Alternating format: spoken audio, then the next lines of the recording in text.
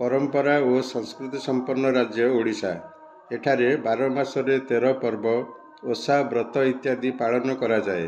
तन्मध्यरु दांड पहरा हेउछि अन्यतम। वास्तव में ओडिशार पुरपल्ली रे देखा जाए मार्गशीर पूर्णिमा परदिन ठारू 7 दिन पर्यंत यही ओषा पालन करा जाए। पुरपल्लीर दांडरे श्रद्धालु माने किछि बाली संग्रह करी उक्त बाली रे गोलाकार देउलिया आकृतिर एक मूर्ति प्रस्तुत करती।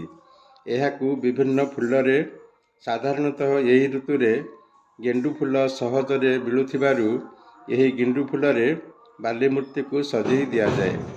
अपामारंग गछरे एक पहरा प्रस्तुत करा जाए। पहराटी को फूल सज्जित मूर्ति पाखरे रखा जाए।